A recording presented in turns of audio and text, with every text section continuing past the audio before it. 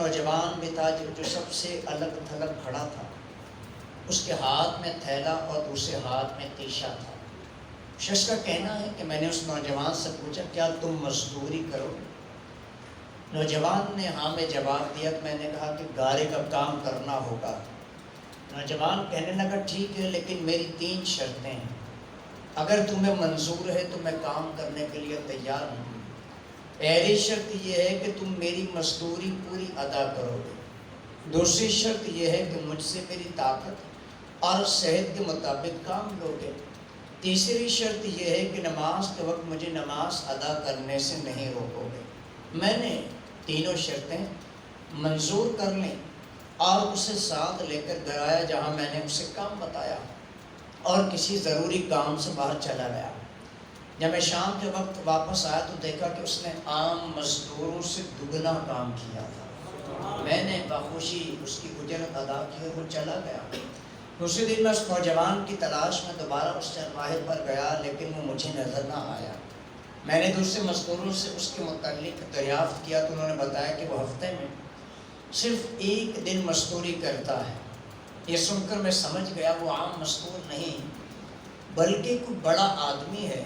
میں نے ان سے اس کا پتہ معلوم کیا، اس جگہ پہنچا تو دیکھا کہ وہ نوجوان زمین پر لیٹا ہوا تھا اور اسے سخت بخار تھا۔ میں نے اس سے کہا میرے بھائی تو یہاں اجنبی ہے، تنہا ہے اور بیمار بھی، اگر پسند کر تو میرے ساتھ میرے گھر چل اور مجھے اپنی خدمت کا موقع دے۔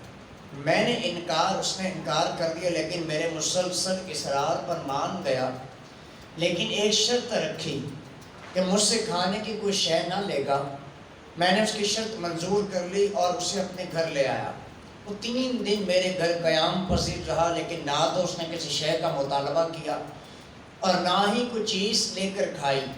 چوتھے روز اس کے بخار میں شدت آ گئی تو اس نے مجھے اپنے پاس بلایا اور کہنے لگا اے میرے بھائی، لگتا ہے کہ اب میرا آخری وقت آ گیا ہے، لہذا جب میں مر جاؤں تو میری اس وصیت پر عمل کرنا کہ جب میری روح جسم سے نکل جائے تو میرے گلے میں رسی ڈالنا اور باہر لے جانا اور اپنے گھر کے ارد گرد چکر لگوانا اور یہ صدا دینا لوگوں دیکھ لو اپنے رب کی نافرمانی کرنے والوں کا یہ حشر ہوتا ہے، شاید اس طرح میرا رب مجھے معاف کر دے، اور جب تم مجھے غسل دے چکو تو مجھے انہی کپڑوں میں دفن کر دینا۔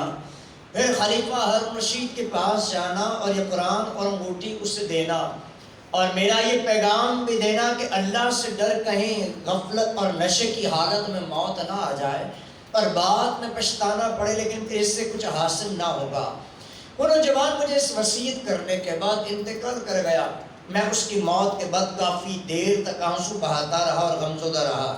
پھر نہ چاہتے ہوئے میں نے اس کی وصیت پوری کرنے کے لیے ایک رسی دی اور اس کی گردن میں ڈالنے کا عزم کیا، قصد کیا تو کمرے کے ایک کونے سے ندائے کہ اس کے گلے میں رسی مت ڈال، کیا اللہ کے اولیاء سے ایسا سلوک کیا جاتا ہے؟ یہ آواز سن کر میرے بدن پر کپ کپی سی طاری ہو گئی۔ سننے کے بعد میں نے اس کے پاؤں کو بوسہ دیا اور اس کے کفن دفن کا انتظام کرنے چلا گیا۔ اس کے تدفین سے فارغ ہونے کے بعد میں اس کا قرآن اور انگوٹھی لے کر خلیفہ کے محل کی جانب روانہ ہوا۔ وہاں جا کر میں نے اس نوجوان کا واقعہ ایک کاغذ کے اوپر لکھا اور محل کے دروگہ سے سلسلے میں بات کرنا چاہی تو اس نے مجھے جھڑک دیا اور اندر جانے کی اجازت دینے کے بجائے اپنے پاس بٹھایا۔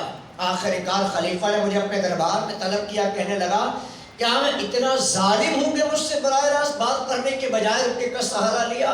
میں نے عرض کیا کہ اللہ آپ کا اقبال بلند کرے، میں کسی ظلم کی فریاد لے کر حاضر نہیں ہوا، ایک پیغام لے کر حاضر ہوا۔ تو خلیفہ نے اس پیغام کے بارے میں پوچھا تو میں نے وہ قرآن اور انگوٹھی نکال کر اس خلیفہ کے سامنے رکھ دی۔ خلیفہ نے ان چیزوں کو دیکھتے ہی کہا یہ اشیاء، یہ چیزیں تجھے کس نے دی؟ میں نے عرض کیا کہ ایک گارا بنانے والے مزدور نے۔ خلیفہ نے ان الفاظ کو 3 بار دہرایا، گارا بنانے والا، گارا بنانے والا، گارا بنانے والا، اور رو پڑا۔ کافی دیر رونے کے بعد مجھ سے پوچھا کہ وہ گارا بنانے والا کہاں ہے؟ میں نے جواب میں یہ کہا کہ وہ مزدور اب فوت ہو چکا ہے۔ یہ سن کر خلیفہ بے ہوش ہو کر گر پڑا، عصر تک بے ہوش رہا۔ میں اس دوران بڑا حیران پریشان موجود رہا۔ وہیں جب خلیفہ کو کچھ افاقہ ہوا تو مجھ سے دریافت کیا، اس کی وفات کے وقت تم اس کے پاس تھے؟ میں نے ہاں میں سر ہلایا تو کہنے لگا کہ اس نے تمہیں کوئی وصیت بھی کی تھی۔ میں نے اس نوجوان کی وصیت بتائی اور پیغام بھی دے دیا جو اس نوجوان نے خلیفہ کے لیے چھوڑا تھا۔ جب خلیفہ نے ساری باتیں سنی تو مزید غمگین ہو گیا، اپنے سر سے امامہ اتار دیا، اپنے کپڑے چاک کر ڈالے اور کہنے لگا، اے مجھے نصیحت کرنے والے، اے میرے زاہد و پارسا، اے میرے شفیق، اس طرح کے بہت سارے القابات خلیفہ نے اس مرنے والے نوجوان کو دیا اور مسلسل آنسو بھی بہاتا رہا۔ اس سارے کا سارا معاملہ دیکھ کر میری حیرانی اور پریشانی میں مزید اضافہ ہوا کہ خلیفہ ایک عام سے مزدور کے لیے اس قدر غمزدہ ہے، پریشان ہے۔ تو جب رات ہوئی تو خلیفہ نے مجھ سے اس کی خبر پر لے جانے کی خواہش کا اظہار کیا۔ میں اس کے ساتھ ہو لیا۔ خلیفہ چادر میں منہ چھپائے میرے پیچھے پیچھے چلنے لگا۔ جب ہم قبرستان میں پہنچے تو میں نے قبر کی طرف اشارہ کر کے کہا، علی جا یہ اس نوجوان کی قبر ہے۔ خلیفہ اس کی قبر سے لپٹ کر رونے لگا۔ پھر کچھ دیر رونے کے بعد اس کی قبر کے سرحانے کھڑا ہوا اور مجھ سے کہنے لگا، یہ نوجوان میرا بیٹا تھا، میری آنکھوں کی ٹھنڈک اور میرے جگر کا ٹکڑا تھا۔ ایک دن نقص و سرور کی محفل گم تھی کہ مکتب میں کسی بچے نے آیت کریمہ تلاوت کی، پارہ 27 سورہ حدید کی آیت نمبر 16 ترجمہ قرآن کنز الایمان۔ کیا ایمان والوں کو ابھی وہ وقت نہ آیا کہ ان کے دل جھک جائیں اللہ کی یاد کے لیے؟ کیا ایمان والوں کو ابھی وہ وقت نہ آیا کہ ان کے دل جھک جائیں اللہ کی یاد کے لیے؟ کیا ایمان والوں کو ابھی وہ وقت نہ آیا ان کے دل جھک جائیں اللہ کی یاد کے لیے؟ جب اس نے آیت سنی اللہ تبارک و تعالیٰ کی خوف سے تھر تھر کانپنے لگا، اس کی آنکھوں سے آنسوں کی جھڑی لگ گئی اور پکار پکار کر کہنے لگا، کیوں نہیں کیوں نہیں، اور یہ کہتے ہوئے محل کے دروازے سے باہر نکل گیا۔ اس دن سے ہمیں اس کے بارے میں کوئی خبر نہ ملی، یہاں تک کہ آج تم نے اس کی وفات کی خبر دی۔ کر لے توبہ، رب کی رحمت ہے بڑی، وگرنہ قبر میں سزا ہوگی بے حد کڑی۔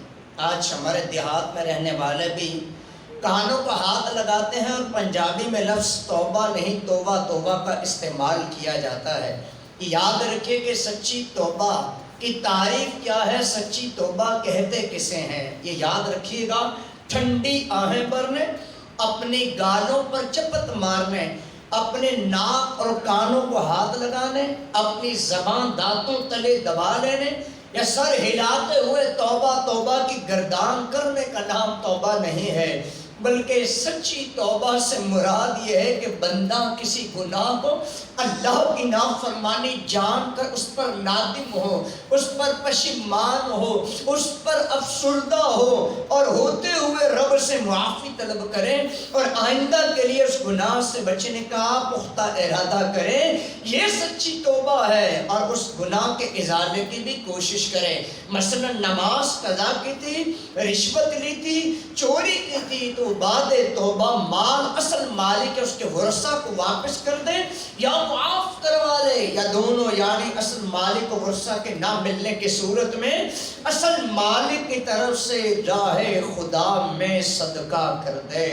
اللہ کے حبیب صلی اللہ تعالیٰ علیہ وآلہ وسلم کے چند ارشادات گرامی جو توبہ کرنے والے ہیں، آئیے ان کے متعلق سنتے ہیں کہ اللہ کے حبیب صلی اللہ تعالیٰ علیہ وآلہ وسلم نے جو ارشاد فرمایا۔ میرے آقا فرماتے ہیں، اے لوگوں اللہ سے توبہ کرو، بے شک میں بھی دن بھر میں 100 مرتبہ استغفار کرتا ہوں۔ عبداللہ بن مسعود رضی اللہ تعالی عنہ فرماتے ہیں کہ میں نے رسول اللہ صلی اللہ علیہ وسلم کو فرماتے ہوئے سنا، بے شک اللہ اپنے مومن بندے کی توبہ سے اس شخص سے زیادہ خوش ہوتا ہے جو کسی ہلاکت خیز پتھریلی زمین پر پڑاؤ کرے، اس کے ساتھ اس کی سواری بھی ہو جس پر اس کے کھانے پینے کا سامان لدا ہوا ہو، پھر وہ سر پر رکھ کر سو جائے، اور جب بیدار ہو تو اس کی سواری جا چکی ہو، اس کو تلاش کرے، یہاں تک کہ گرمی اور شدت پیاس یا جس کی وجہ سے اللہ چاہے پریشان ہو کر کہے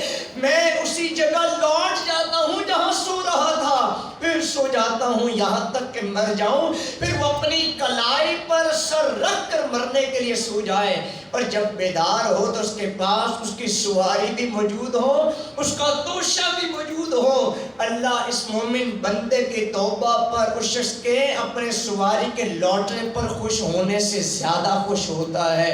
اللہ کے حبیب علیہ السلام کا فرمان ہے سارے کے سارے انسان خطا کار ہیں، اور خطا کاروں میں وہ ہیں کہ جو توبہ کر لیتے ہیں۔ حضرت ابن عباس رضی اللہ تعالی عنہ سے مروی ہے، رسول اللہ صلی اللہ علیہ وسلم نے فرمایا کہ جس نے استغفار کو لازم پکڑ لیا، اللہ اس کی تمام مشکلوں میں آسانی اور ہر غم سے آزادی اور بے حساب رزق عطا فرماتا ہے۔ اللہ کے حبیب علیہ السلام کا فرمان ہے کہ بے شک لوہے کی طرح دلوں کو بھی زنگ لگ جاتا ہے، اور اس کی جلا یعنی صفائی طلب مغفرت ہے۔ ایک آدمی حضرت ابن مسعود رضی اللہ تعالی عنہ سے پوچھتا ہے کہ ایک آدمی نے گناہ کیا ہے کہ اس کی توبہ کی کوئی صورت ہے؟ حضرت ابن مسعود رضی اللہ تعالی عنہ نے منہ دوسری طرف کر لیا، اپنے دوبارہ ادھر توجہ کی تو ان کی آنکھیں ڈبڈبا رہے تھے۔ فرمایا جنت کے 8 دروازے ہیں، سب کھلتے اور بند ہوتے ہیں سوائے توبہ کے، اس لیے کہ توبہ کے دروازے پر ایک فرشتہ مقرر ہے جو بند نہیں ہوتا، اس لیے نیک عمل کرو اور مایوس نہ ہو۔ شیخ فضیل بن عیاض علیہ رحمہ فرماتے ہیں کہ اللہ تعالیٰ نے ایک پیغمبر کو حکم دیا کہ گناہگاروں کو بشارت دے دو کہ اگر وہ توبہ کریں گے تو میں توبہ کو قبول کروں گا، اور میرے دوستوں کو، میرے یاروں کو، میرے مقربین کو، صالحین کو یہ وعید سناؤ اور اس بات سے ڈراؤ کہ اگر میں ان کے ساتھ عدل و انصاف سے پیش آؤں تو سب کو سزا دوں، یعنی سب مستحق عذاب ہوں گے۔ اور شیخ طلب بن حبیب علیہ رحمہ فرماتے ہیں کہ اللہ کے حقوق بندوں پر اس قدر ہے کہ ان کا ادا کرنا ممکن نہیں ہے، لہذا چاہیے کہ ہر بندہ جب اٹھے تو توبہ کرے، رات کو توبہ کر کے سوئے، کر لے توبہ۔ رب کی رحمت ہے بڑی، وگرنہ قبر میں سزا ہوگی بے حد کڑی۔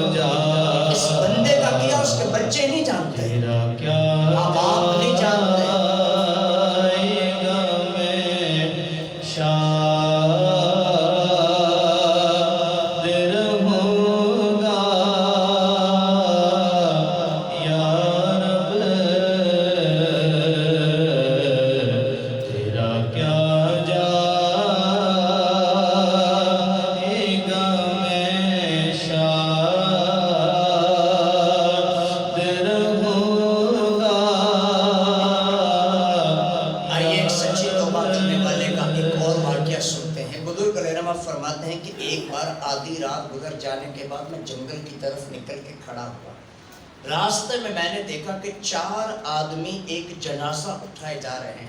میں نے سمجھا شاید انہوں نے اس کو قتل کیا ہے اور لاش ٹھکانے لگانے کے لیے کہیں لے جا رہے ہیں۔ جب وہ میرے نزدیک آئے تو میں نے ہمت کر کے ان سے پوچھا کہ اللہ کا جو بھی حق تم پر ہے اس کو سامنے رکھتے ہوئے میرے سوال کا جواب دو کہ تم نے اس کو قتل کیا ہے یا کسی اور نے، اور اب تم ٹھکانے لگانے کے لیے اس کو کہیں لے جا رہے ہو؟ تو انہوں نے جواب دیا ہم نے نہ تو اس کو قتل کیا ہے اور نہ ہی یہ مقتول ہے، بلکہ ہم مستور ہیں، اس کی ماں نے ہمیں مستوری دینی ہے، اس کی قبر کے پاس ہمارا انتظار کر رہی ہے، آؤ تم بھی ہمارے ساتھ آ جاؤ۔ میں تجسس کی وجہ سے ان کے ساتھ ہو لیا۔ قبرستان میں ہم پہنچے تو دیکھا کہ واقعی ایک تازہ کھدی ہوئی قبر کے پاس ایک بوڑھی اماں جان، ایک بوڑھی خاتون موجود تھی۔ میں ان کے قریب گیا، پوچھا اماں جان آپ اپنے بیٹے کے جنازے کو دن کے وقت یہاں کیوں نہ لائیں تاکہ اور لوگ بھی اس کے کفن دفن میں شریک ہو جائیں؟